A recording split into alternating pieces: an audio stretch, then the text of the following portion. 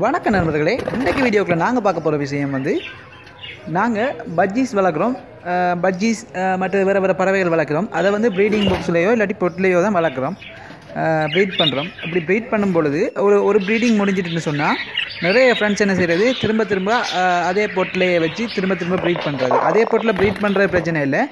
Breeding பாக்ஸாக இருந்தாலும் சரி, பொட்டாக இருந்தாலும் சரி, ஒரு ப்ரீடிங் முடிஞ்ச பிறகு அதை எடுத்து க்ளீன் பண்ணிவிட்டு ஒருக்கா பொட்டுன்னு சொன்னால் நல்லா கழுவி எடுங்க. விம் சோப்பை போட்டு நல்லா கழுவி எடுத்துகிட்டு அதை நல்லாவே காய வச்சிங்கன்னு சொன்னால் ஒரு நாள் ஃபுல்லாக காய வச்சிங்கன்னு சொன்னால் அதில் இருக்கிற அழுக்கு எல்லாம் போயிடும். அதுக்கப்புறம் டிட்டோவில் கொஞ்சம் ஸ்ப்ரே பண்ணி விட்டுட்டு திரும்ப நீங்கள் கேஜுக்குள்ளே மாட்டி விடுங்க. ஏன்னு சொன்னால் நிறைய ஃப்ரெண்ட்ஸ் விடுற தவறு இதுதான். அதில் இருக்க நிறையவே கழிவுகள் இருக்கும். அது நிறையவே கழிவுகள் போயிருக்கும். அந்த கழிவு வந்து திரும்ப இன்னொரு எக் வச்சு முட்டை போடும்போது அந்த எக்லேயே வந்து பாக்டீரியா ஃபார்ம் ஆகி இருக்கிற எக்கை வந்து பொறிக்க விடாமல் செய்யும்.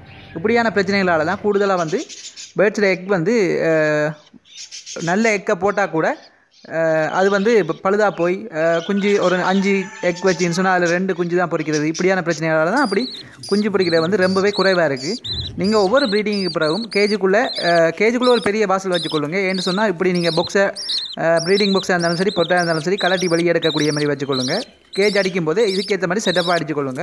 ஏன்னு சொன்னால் ஒரு டைமில் நீங்கள் கலட்டுறதுனா நெட்டெல்லாம் பிச்சுட்டு கலட்டாமல் நார்மலாகவே நீங்கள் கேஜ் வந்து கலட்டி எடுத்து க்ளீன் பண்ணி திரும்ப வைக்கக்கூடிய மாதிரி செட் பண்ணுங்கள். ஏன்னு சொன்னால் இதுதான் பிரச்சனை. ப்ரீடிங் முடிஞ்ச பிறகு ஒருக்கா நீங்கள் க்ளீன் பண்ணி போட்டு திரும்ப யூஸ் பண்ணுங்கள், உங்களுக்கு நல்ல ரிசல்ட்ஸ் காட்டும்.